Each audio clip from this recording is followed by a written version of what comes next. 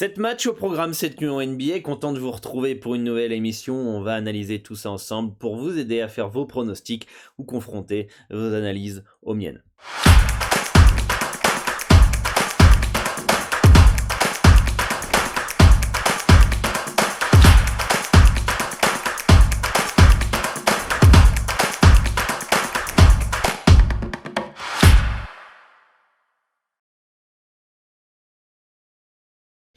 Salut à tous, ici Dorado, votre expert en paris sportif, spécialiste basket pour une nouvelle émission, vous le savez, tous les jours.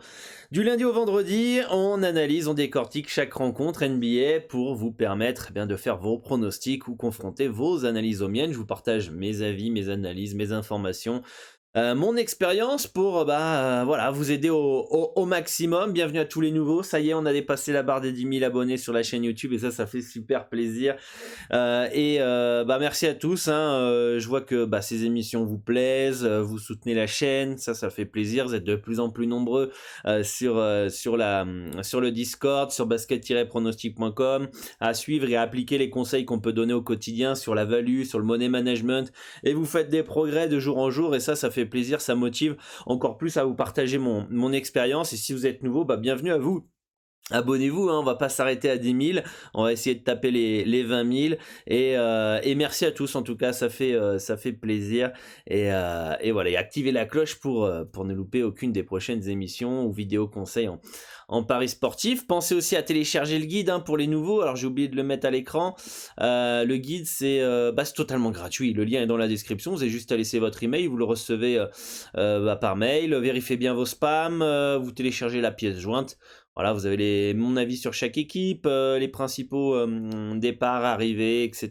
Et en plus, vous participerez à une formation que j'ai fait totalement gratuitement pour vous, parce que vous étiez nombreux à me demander, Dorado, comment tu fais pour analyser tel match, quels sont les pièges à éviter en NBA, etc. Vous voulez vous mettre à analyser la NBA, à parier la NBA, ou alors vous perfectionner si vous êtes déjà expert en NBA, j'ai fait une petite formation gratuite. Donc vous recevez un mail par jour pendant 15 jours avec une vidéo où je vous explique comment j'analyse, comment je détermine un handicap, les outils que j'utilise, les sites que j'utilise, les pièges à éviter, mes erreurs, etc. etc. Et j'espère en tout cas que ça va vous aider. Donc le lien est dans la description si vous souhaitez évidemment participer à cette formation en téléchargeant le guide. De plus, rejoignez le Discord, on est plus de 4000 à échanger tous les soirs, il y a une bonne ambiance, c'est plutôt cool, etc. Donc ça c'est top. Et vous avez plusieurs salons, là vous êtes sur le salon basket, salon foot, voilà, ça échange, le salon hockey, etc. Ça va vous permettre de vous créer un petit groupe de parieurs et de vous aider, vous tirer vers le haut et de vous soutenir dans les moments difficiles comme dans les bons moments. Donc voilà, c'est cool et merci à tous ceux qui participent aussi sur la vie du Discord, qui rappellent les règles de temps en temps pour les anciens, qui partagent leurs pronostics aussi, leurs analyses. Voilà, sans vous, voilà, le Discord serait un peu mort. Donc merci en tout cas pour tout ça et surtout que le Discord est fait pour vous aussi. C'est vraiment une plateforme que j'ai créée pour réunir l'ensemble de la communauté pour se tirer vers le haut. Personnellement, pour mes pronostics perso, j'ai pas forcément besoin d'un Discord, donc c'est pour ça que je l'avais principalement mis en place pour les membres, pour pas qu'ils restent tout seuls dans leur coin et qu'on puisse avoir un endroit pour se retrouver, suivre les matchs avec une bonne ambiance. Donc voilà un petit peu pour l'intro. Et autre chose importante, j'ai partagé un pronostic gratuitement sur basket-pronostic.com pour ce week-end.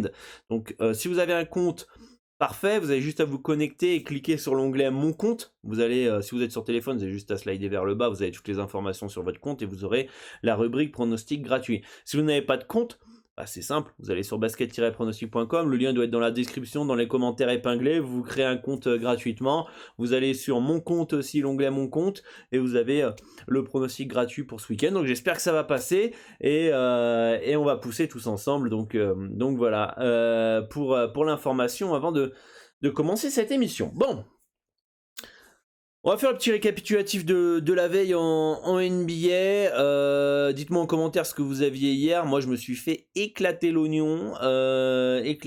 Pas autant qu'OKC, mais Mais je me suis fait éclater l'oignon. J'avais New York -1, outsider chez eux, je trouvais ça assez étonnant. Bon, bah, premier carton complètement catastrophique, parce que c'est vraiment ce premier carton qui tue le match des Knicks. Je pense qu'on est beaucoup à s'être fait avoir par Milwaukee. Hein. Milwaukee que je valide à -4. -4 les Bucks. Je le valide à minuit et demi, heure française, en gros, il n'était pas minuit et demi ici, mais minuit et demi, on doit être à une demi-heure du match, pas d'infos. Bon, je trouve quand même la cote de Milwaukee bizarre et on en a discuté sur le Discord, on était tous plutôt ok, ça sentait de l'absence, mais on est à 30 minutes du match, on n'a eu aucune info sur Giannis incertain, ou Middleton incertain, ou potentiellement des joueurs mis au repos, rien, nada, que dalle. Et bah, certains comme moi sur le Discord, on est parti sur Milwaukee. Et je crois que c'est même 5 minutes avant le match. On a le 5 majeur de Milwaukee en notification sur Fantasy Lab, un site que je vous partage d'ailleurs dans l'information. Il n'y a pas Giannis dedans. Et là, on se dit, waouh, what this fuck, quoi. Et Giannis, juste après, info, pas là, mis au repos. Donc on s'est clairement fait avoir, en tout cas moi je me suis fait avoir par Milwaukee, c'est sûr que sans Giannis c'est plus la même, c'est assez étonnant d'ailleurs, c'est très très rare qu'on n'ait pas d'infos vers 20h, 21h heure française, voire 22h et qu'on est obligé d'attendre minuit 45, 1h pour un joueur qui est pas blessé, qui est mis au repos. Donc c'est... Bon bref, on s'est fait avoir, c'est comme ça. Bon, j'avais OKC plus 9,5 évidemment avant l'info que chez Gilus Alexander est forfait pour blessure. Donc bon, on s'est fait un peu avoir là sur ces deux pronostics. Pourtant, je valide pas forcément si tôt que ça. Hein. Je crois que je dois valider OKC vers 20h, un truc comme ça. Puis bon bah, on a assisté à la plus grosse, je crois, défaite de l'histoire de la NBA. Incroyable, incroyable score, 152-79. C'est un viol terrible, c'est terrible pour OKC. Je sais pas comment tu peux te remettre d'une telle branlasse. Soit t'es démoralisé, tu te fais violer sur les prochains matchs, soit tu essayes de réagir, mais dans tous les cas, tu restes dans les books. Tu restes dans les livres des records et pour enlever ça, bah c'est fini quoi. Y a rien à faire. J'ai jamais vu ça de ma vie. De toute façon, c'est la plus grosse défaite de l'histoire de la NBA, mais incroyable, incroyable. Imaginez, les books se trompent, ils vous mettent un OKC plus 70, vous dites, c'est la value du millénaire. Une grosse erreur de cotation, et bam, vous perdez votre bête parce qu'il y a 60, combien là 52, il y a 73 points. 152, moins 79, c'est ça, 73 points. Et là, vous perdez. Incroyable. Incroyable. Bref, c'est la NBA, c'est comme ça. Tout est fou dans ce championnat. Phoenix qui enchaîne en battant Détroit et privé de Damian Lillard. Les Spurs explosent Portland. Donc voilà, dites-moi en commentaire, mais c'était une soirée un petit peu bizarre quand même. C'était une soirée un peu étrange, je trouve, entre la grosse fessée de Memphis. Même les Spurs derrière qu'enchaînent une grosse violente à Portland. New York qui commence hyper mal le match. Tu te dis, oula, il va aussi y avoir branlé. La blessure de Antetokounmpo dans la dernière minute. Enfin, l'absence d'Antetokounmpo. Donc, vraiment, une soirée un petit peu bizarre, comme si on était rentré dans une dimension un peu parallèle, où on s'est coupé du temps pendant un moment. Enfin, c'était assez étrange quand même, toutes ces infos hier soir. Donc, voilà, bah, j'espère qu'en tout cas, vous n'êtes pas fait éclater comme moi, et que bah, vous avez encaissé cette nuit. Hier, j'ai pas pu faire de vidéo parce que j'étais pas disponible. Bon, quelques problèmes de mécano, voiture, tout ça, machin. Donc c'est toujours un peu relou dans ces situations-là. Donc j'ai pas pu faire de vidéo. Donc voilà. Aujourd'hui, on a le temps, on a 7 matchs au programme et on va commencer par, si je crois on a 7 matchs, on est bien ça. Non, ça c'est demain, c'est 7 matchs demain. Aujourd'hui on a 9 matchs, donc je me suis planté de jours. 9 matchs, Indiana face à Miami. Bon, Indiana qui part logiquement favori à la maison, notamment que on a quelques absences de taille hein, du côté de De Miami, Bam Adebayo qui est forfait pendant plusieurs semaines. On a quoi? Jimmy Butler qui est aussi forfait. Donc on a les deux meilleurs joueurs, on va dire, de Miami qui sont pas là. Après, Indiana, c'est pas si ouf que ça quand même. C'est très décevant leur saison. Ils sont sur combien de... Ils sont 13e, 9 victoires, 15 défaites, mais le souci d'Indiana pour moi c'est que ça défend pas. Ça défend pas. Il y a plein de matchs qu'ils auraient pu gagner et ils prennent des trous parce que bah c'est trop laxiste défensivement alors qu'historiquement c'est une équipe qui joue dur à Indiana, qui défend. Bon, on dirait que Carlisle veut jouer plus rapide, mais ça n'a pas l'air de marcher pour le moment. Donc voilà, c'est un déplacement compliqué pour le Heat. Miami par outsider logiquement. Je pense qu'Indiana devrait gagner entre 1 et 10 points d'écart ce soir. Je vois pas forcément de value sur Indiana en tout cas. On est plus proche d'une value potentiellement de Miami. Après, avec l'absence de Butler et d'Adebayo, ça me paraît compliqué de partir dans une salle aussi dure que Indiana avec un +6. Je pense que les Pacers, s'ils sont chauds, ils peuvent très vite mettre la branlée aussi. Donc voilà, pour le moment, un no bet, mais il faut surveiller quand même Miami parce que faut checker un petit peu parce que les gens surréagissent souvent à une information. C'est pour ça que des fois, les gens, ils sont là, ouais, y a pas machin, je vais aller sur Indiana à fond, à fond, à fond. Le H va passer à -7,5, -8. Les gens vont continuer à aller sur Indiana parce qu'il n'y a pas Jimmy Butler et Adebayo. Sauf qu'à un moment, ça devient un poil abusé, quoi. Ça devient un poil abusé, et donc du coup, vous pouvez avoir de la value sur Miami, même s'il manque les deux meilleurs joueurs. Donc voilà. Pour moi, pour le moment, un 44-3, -6 +6, ça m'emballe pas plus que ça. Le H+, est pas plus... sécurise pas plus que ça. Et le -6, c'est souvent un H bâtard, donc on sait jamais. Indiana, s'ils sont un peu en dilettante ce soir, en pensant que ça va être facile, ou ça défend pas, bah, on est baisé. Donc pour moi, pour le moment, no bet sur cette rencontre, mais à voir l'évolution des cotes. Washington qui reçoit Cleveland, ils sont déjà affrontés à Cleveland. Les Cavs avaient dominé tout le match pour se faire remonter par les Wizards et s'incliner de très très peu face aux Wizards. Ce soir, bon bah Cleveland, bah moi j'ai dit ça va être chaud de battre Dallas parce que bon, ils sont peut-être un peu en sur-régime mes Cavs. Ah bah non, ça les tape. Derrière, bon, c'est Miami sans Adebayo et Butler.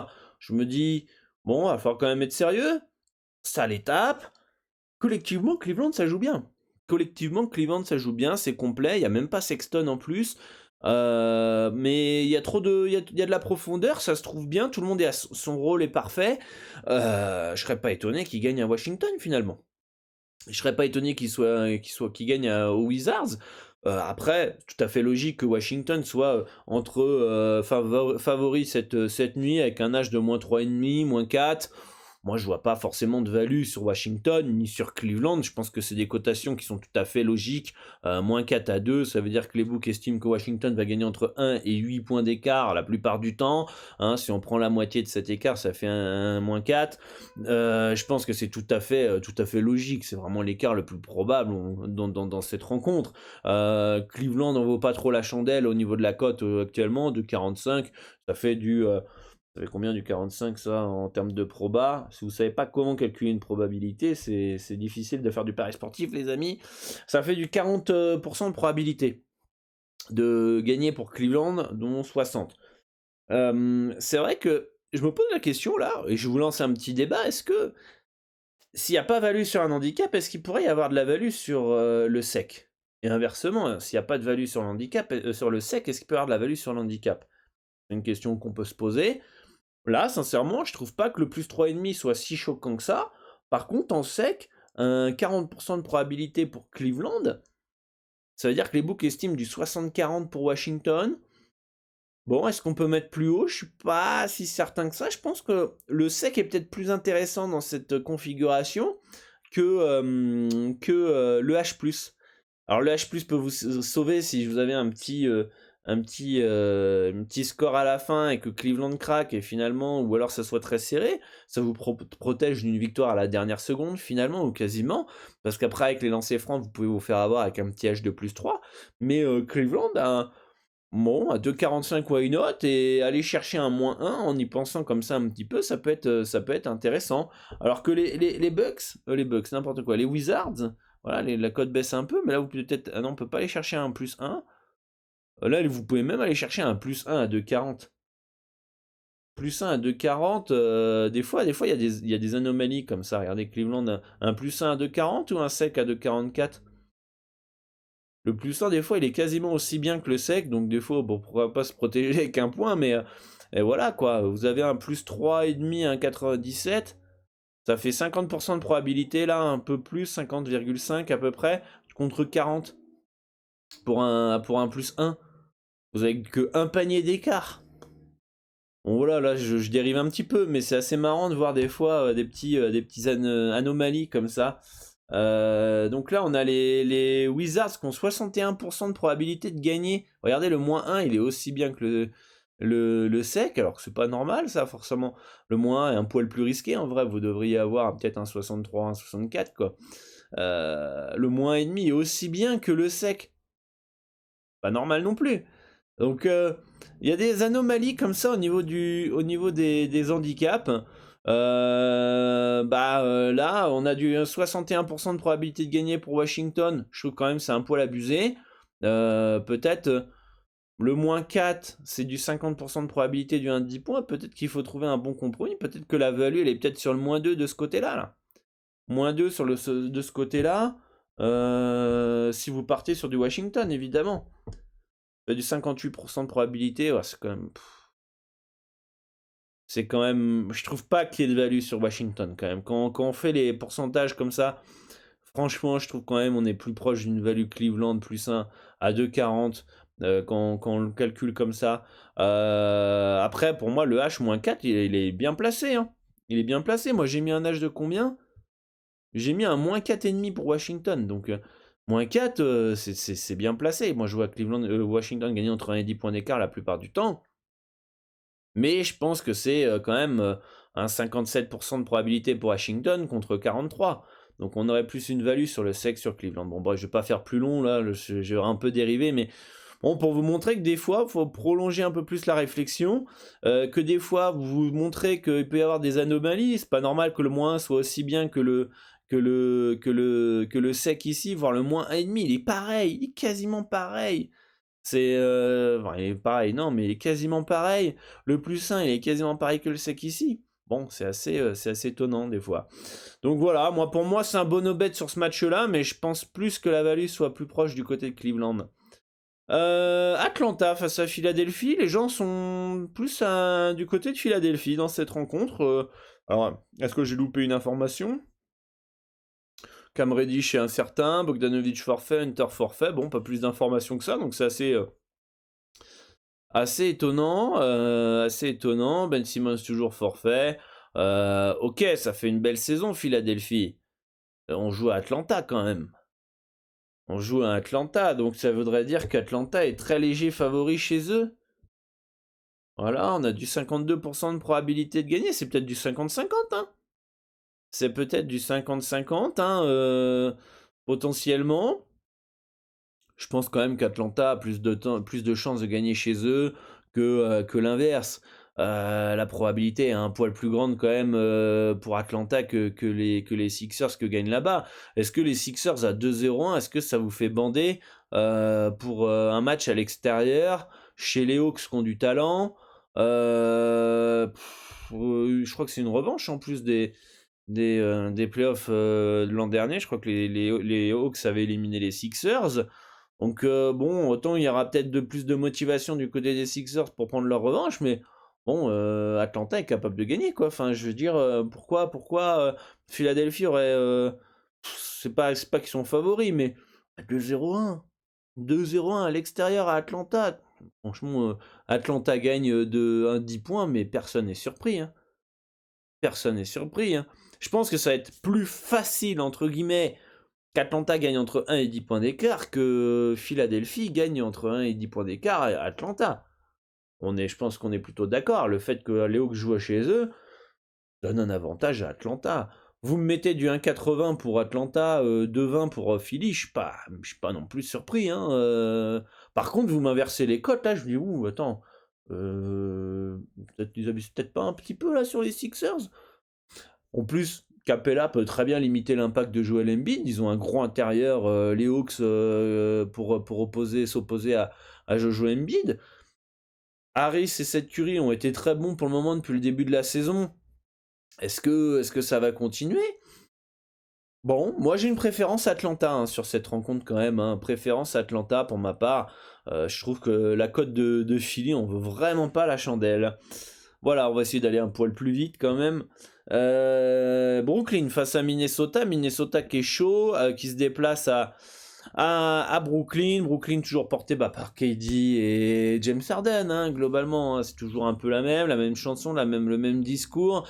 Ça doit gagner la plupart du temps quand même, hein, nos amis des Nets. L'écart dépendra de leur efficacité, dépendra de leur envie, dépendra aussi de l'irrégularité ou de l'inconstance de Minnesota. Si on a le Minnesota qui gagne tout, Minnesota est capable de rester dans le H de plus 7,5, plus 8, mais clairement.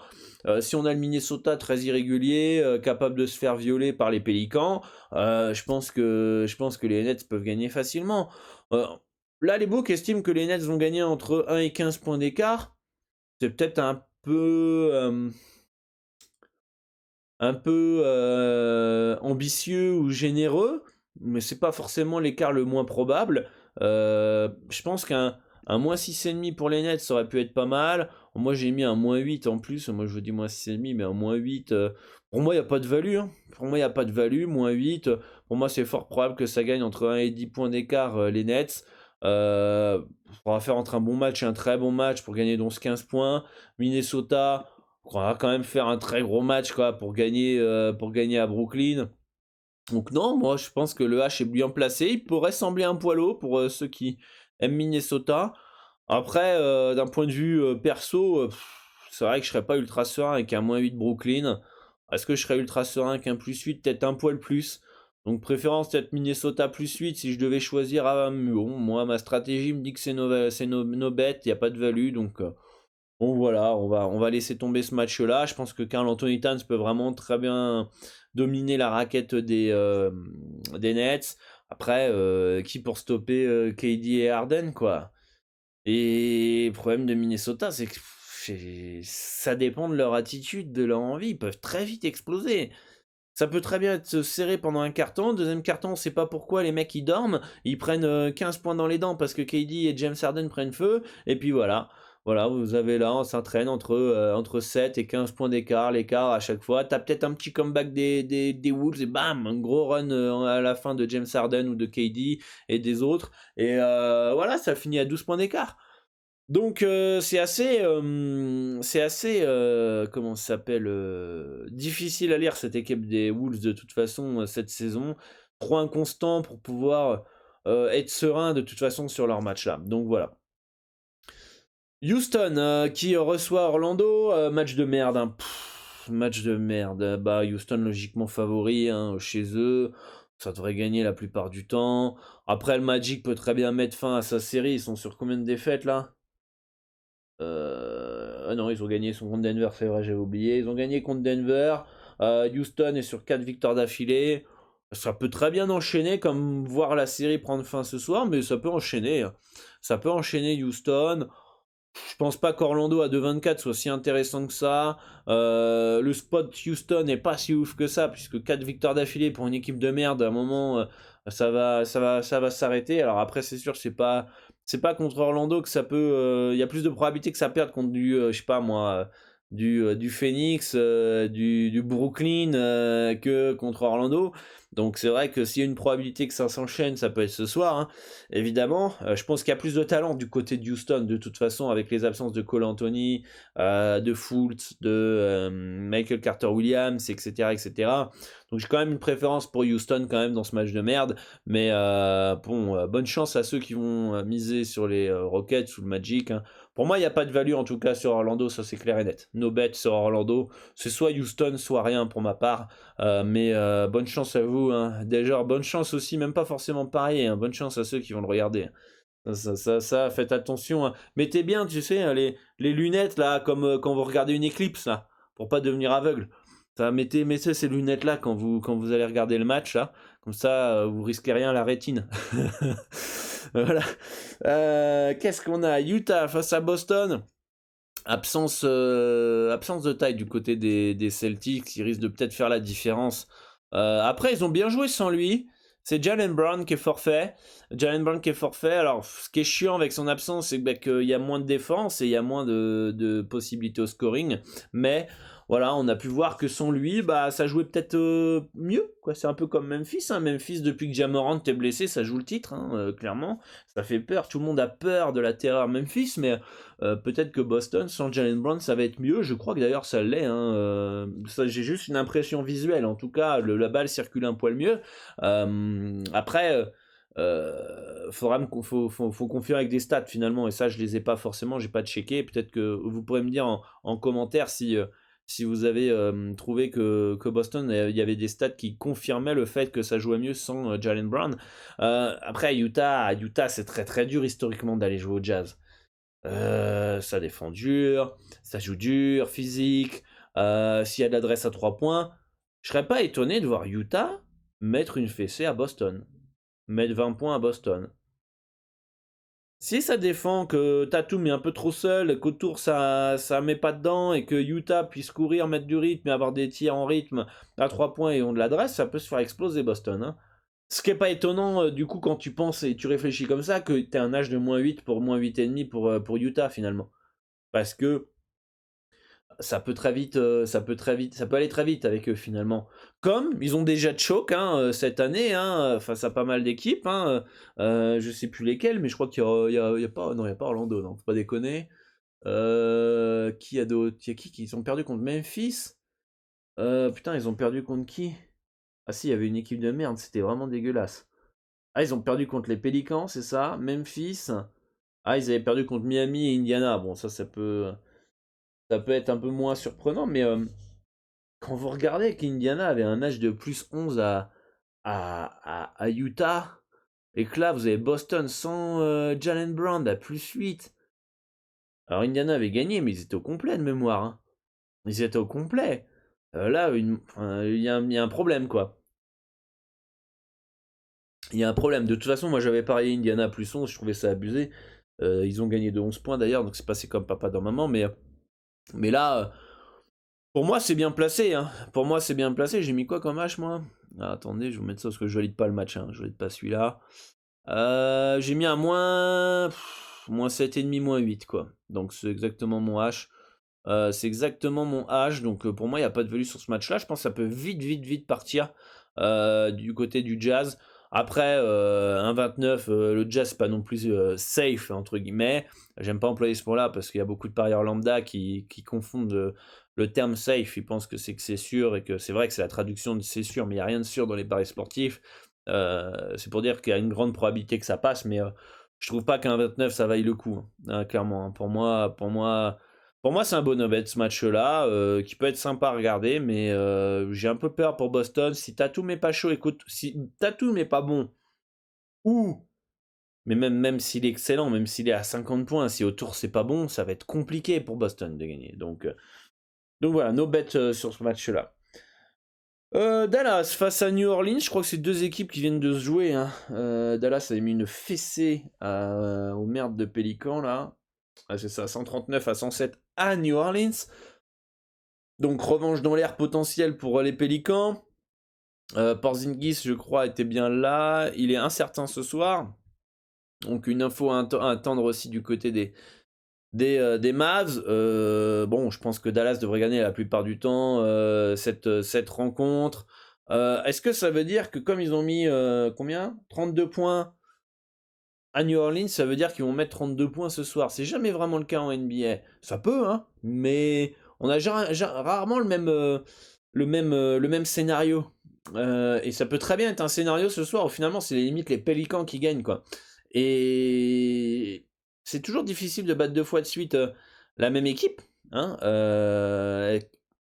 et du coup, Du coup, là, j'ai reçu un message, c'est pour ça que j'ai un peu buggé, mais de ma cousine qui gère tout le site web. On lui fait un petit coucou si elle regarde l'émission, ça m'étonnerait, mais voilà, donc elle a réformé vraiment tout le site, elle est en train de travailler un peu dessus. C'est pas fini encore, mais voilà, on bosse un peu, donc c'est cool. J'espère que, bah, d'ailleurs, vous kiffez ces investissements pour une meilleure ergonomie, une meilleure visite sur basket-pronostic.com. Voilà, bon, bref.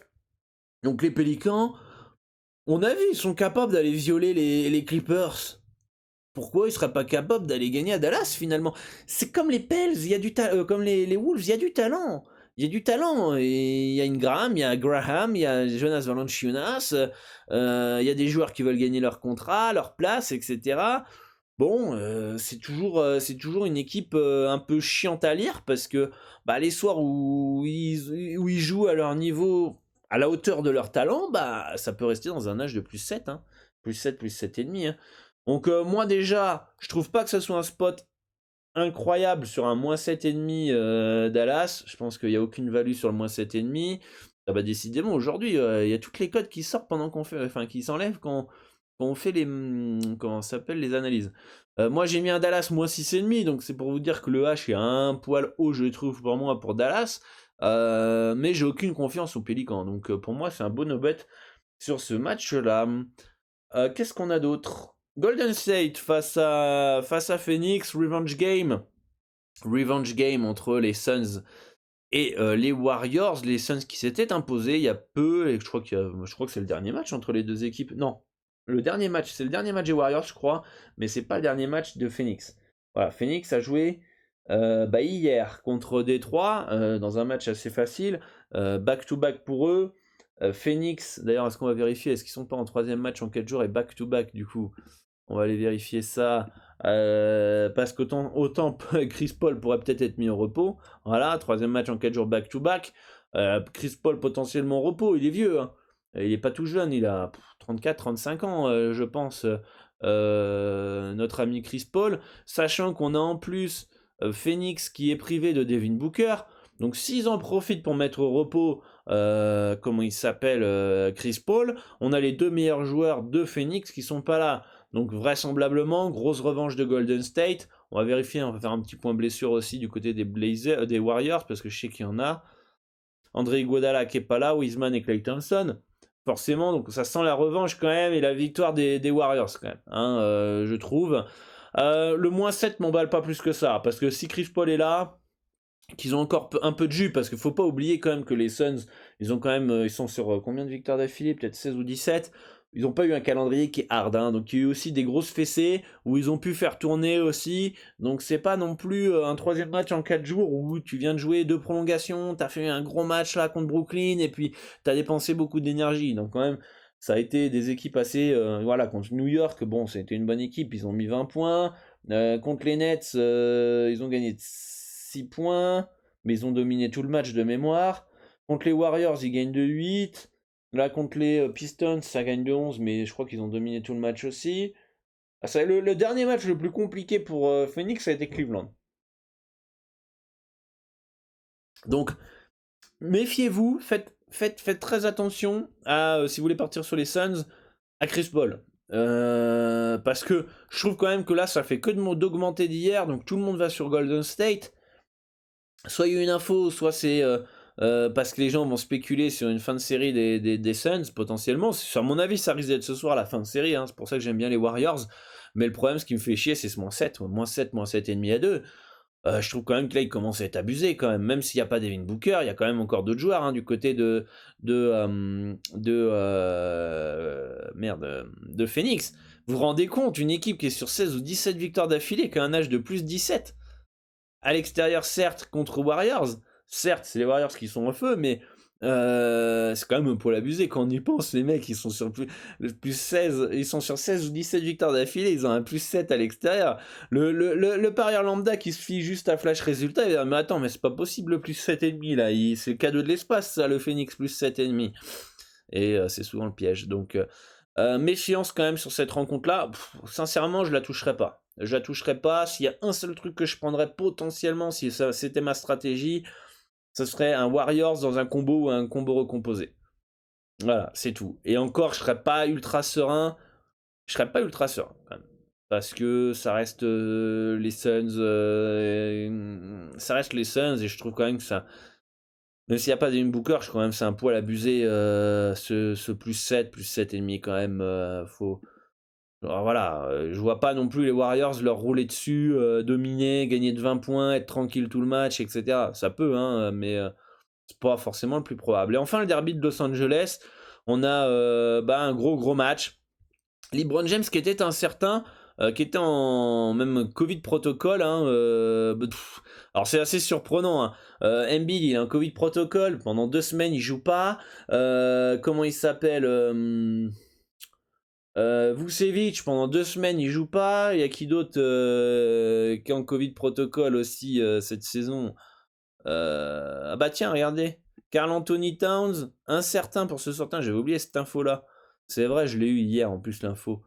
Donc, nos bêtes, hein. Nos bêtes contre les Brooklyn Nets, les amis, hein. Mais oui, évidemment, Towns n'est pas là, putain, enfin, il y a un certain. Donc, ça, c'est grosse info, hein. Grosse info. Mais de toute façon, c'est tellement une équipe irrégulière que t'as pas trop envie d'y aller dessus, hein, même s'il est là.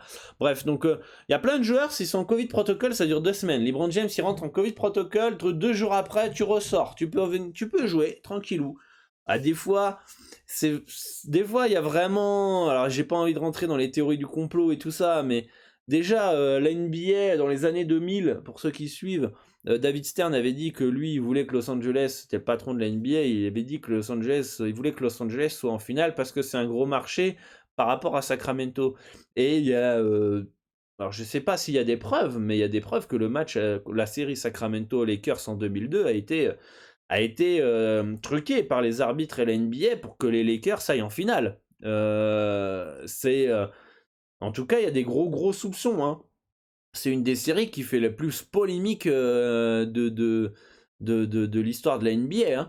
Et là, vous avez LeBron James, le meilleur joueur des Lakers, peut-être un des meilleurs joueurs de tous les temps. C'est pas peut-être, c'est sûr. Peut-être le meilleur joueur du monde, globalement, même si je pense que c'est plus trop le cas. En tout cas, il est sur la pente descendante. Bref, ça reste le meilleur joueur des Lakers. Était le seul à passer 2-3 jours dans un protocole sanitaire. Ils sont tous, depuis l'année dernière, ces 2 semaines, quand je crois que c'est Tatum Brown de Boston, il est en Covid protocole, ça dure 2 semaines. Bref, généralement, quand tu rentres en Covid protocole, moi je me dis, oh putain, c'est bon, c'est mort, ils vont pas être là pendant 2 semaines, ça va être relou, etc. Parce que c'est toujours un peu chiant quand il manque les meilleurs joueurs comme ça pour analyser. Écoutez, on préfère que toutes les équipes soient à 100%. Comme ça, ça permet de savoir le vrai niveau. Qu'est-ce que ça vaut je sais pas, moi, je vous donne une question. Pose une question, on le voit avec Ja Morant. Ça veut quoi finalement les Grizzlies sans Ja Morant? On pouvait penser que ça soit moins fort. Finalement, ça joue très bien. Ça met des branlées. Mais bon, on n'est pas devin non plus. Non, logiquement, ça doit être moins bon. C'est leur meilleur joueur. Logiquement, sans LeBron James, les Lakers, c'est moins bon. Etc. Donc LeBron James qui est en mode Covid protocole qui sort au bout de 2 jours. Quand tu connais un peu le passif des Lakers avec la NBA, parce que c'est un gros marché, est-ce que ça arrange la NBA que les Lakers qui sont déjà en pleine galère? Est-ce que ça arrange la NBA qu'ils aillent pas en playoff? Une équipe comme ça, avec LeBron James, Anthony Davis, Westbrook. Non, la NBA, ce qu'ils veulent, c'est un Brooklyn Lakers en finale. Si on parle de business, si on parle de marché. Moi, je suis assez étonné de voir les Lakers sont une grosse merde cette année. Non, LeBron, tu restes en protocole sanitaire pendant 2 jours, c'est tout, tu peux venir jouer maintenant.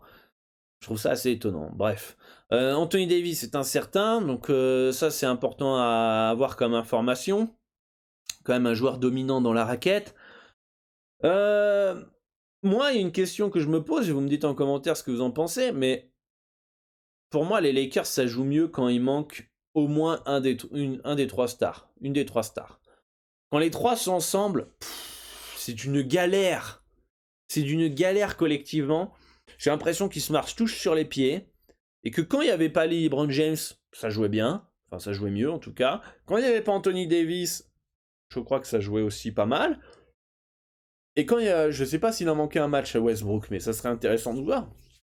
Mais je serais pas étonné que sans Westbrook, ça marche aussi bien les Lakers. Et j'ai l'impression que les 3 sont pas compatibles, ou du moins ils ont pas fait assez de matchs pour se trouver. Mais c'est parce que c'est vrai qu'ils ont tous loupé quelques matchs, notamment LeBron James et Anthony Davis, donc ils ont rarement été ensemble. Mais c'est un calvaire les trois. Mais le problème, c'est que ils ont tous besoin de la balle. LeBron a besoin de la balle, Davis a besoin de la balle, Westbrook, j'en parle même pas. Il a besoin d'avoir la balle tout le temps. Donc c'est hyper dur à les intégrer. Donc, limite, j'ai envie de vous dire, je me pose la question si je préférerais pas qu'Anthony Davis soit out si vous voulez partir sur les Lakers. Hein. C'est bizarre à dire comme ça, mais au moins, Westbrook et LeBron James, ils vont pouvoir se partager la gonfle. Quand il y en a trois, ça commence à faire beaucoup. Donc, à voir, à part s'ils trouvent un équilibre ce soir, mais bon, je pense pas que ce soit très rapidement à trouver un collectif entre ces trois gros joueurs-là. Voilà, mais après c'est un derby de Los Angeles, faut montrer que t'es le plus fort, que voilà, tu domines le LA et ça va être un match intéressant. Je pense que les Lakers à -1,5, 1,91 si Anthony Davis est là, ça peut être prenable. Sinon, ça me semble plutôt bien placé. Les Clippers à 2,12 à Los Angeles, ça me plaît pas plus que ça. Mais encore une fois, moi je suis encore étonné, très étonné des cotes. Très étonné des cotes. Comment vous pouvez voir les Lakers au vu du début de saison? Alors, en fait, c'est en comparant avec d'autres matchs. Les Bulls en plein road trip à Los Angeles sans Vucevic. Ils sont favoris à Los Angeles. Aux Lakers. Les Wolves, je crois qu'ils ont à peu près la même cote, les Wolves à Los Angeles, et je crois qu'il manque par contre LeBron James. D'accord. Les Clippers, c'est meilleur que les Bulls, je pense. Hein. De toute façon, ils ont éclaté 3 fois ou 2 fois cette année. Donc, voilà, sur le terrain, ils ont montré qu'ils étaient plus forts. Et est-ce que Chicago, sans Vucevic en plein road trip, est-ce que c'est largement plus fort que les Clippers? Je suis pas certain. Moi, je comprends pas pourquoi les Lakers n'ont pas été favoris contre les Bulls, par exemple, alors qu'il manquait du monde, road trip, etc. Et que là, ils sont favoris, tranquillou, alors qu'il y a Anthony Davis qui est incertain, LeBron James qui est en Covid protocole, qui est probable, on sait jamais. Hein. Des fois, je suis assez étonné de tout ça, de comparer avec différents matchs. Le collectif des Lakers, c'est complètement catastrophique. T'es jamais serein quand tu paries les Lakers, mais il y a tellement de talent que le talent fait que on sait jamais sur un soir où ils sont un peu chauds, ils peuvent très bien gagner de 2, 3, 4, 5, 6 points contre les Clippers. Donc pour moi, ça peut peut-être plus se tenter les Lakers, notamment si Anthony Davis est là, que tenter les Clippers à 2-12. Alors c'est pas vraiment à l'extérieur, mais voilà, en tout cas le public sera majoritairement pour les Lakers, donc voilà. En tout cas, pas une carte simple hein, ce soir, les amis. Hein, si on reprend un petit peu, on a déjà fait 42 minutes d'émission. J'étais un peu bavard aujourd'hui, j'avoue. On va faire un petit récap. Bon, Lakers, Clippers, je préfère les Lakers quand même, si on doit m'obliger à jouer. Phoenix Warriors, je pense que les Warriors gagneront. Attention à l'information, Chris Paul potentiellement au repos dans un troisième match en 4 jours. S'il est là, pourquoi pas un plus 7,5 Phoenix, hein, donc victoire des Warriors, mais les Suns qui restent dans le H. Utah-Boston, quand même préférence Utah sec, hein, le moins 7,5 me semble quand même bien placé. Qu'est-ce qu'on a Dallas face aux Pélicans, préférence quand même... ouais, non, rien du tout en fait, rien du tout. Je trouve que la cote est trop basse ici et pas assez confiance en Pels pour partir sur un plus 7,5. Par contre, prenons un exemple, si on doit comparer plus ou moins ces trois matchs-là. Suns plus 7, Boston plus 7,5, Pélican plus 7,5, Wolves plus 7,5, celui auquel j'aurais peut-être le plus confiance, ce serait sur Pélican plus 7,5. D'accord. Après, c'est la cote la plus basse, hein, si on regarde, donc normalement tout à fait logique. Petite info qui vient de tomber, Tobias Harris des Sixers qui ne s'est pas entraîné ce matin, donc qui passe incertain pour cette nuit. Pour les Sixers, donc ce serait un coup dur. Donc voilà, voilà, non, je sais plus ce que je disais, voilà. Préférence Houston quand même, face à Orlando, la plupart du temps ça devrait gagner. Sans Karl Anthony Towns, non merci du Minnesota, hein, clairement, voilà. Et puis ici, on a pu voir que Cleveland s'est abaissé, c'était plus haut tout à l'heure, hein, donc les gens sont partis sur les Cavs. Ils sont plutôt ok avec moi, hein, ils trouvaient que les Cavs étaient peut-être un poil plus value que Washington, donc Voilà, dites-moi en commentaire ce qui vous intéresse, mais cartes très complexes, hein. Très très complexes pour cette nuit en NBA. Des matchs un peu pièges. Donc voilà, dites-moi en commentaire. Bonne chance à tous. On échange sur le Discord cette nuit et ce soir. Le lien est dans la description. Et bah moi je vous dis à demain. Bah non, pas demain. Demain on est samedi. Donc à lundi pour une nouvelle émission sur basket-pronostic.com et sur la chaîne YouTube. Et vous pourrez trouver le pronostic gratuit sur le site. D'accord? Pour ce week-end, vous avez juste à vous connecter à votre compte, cliquer sur mon compte et vous avez les informations avec le pronostic gratuit. Voilà, à demain, non à lundi, pardon, et à très bientôt. Peut-être que dimanche on fera un petit Twitch, on verra, je vous tiendrai au courant sur le Telegram et sur le Discord si vous êtes plutôt chaud et je verrai en fonction de mes disponibilités. Ciao ciao.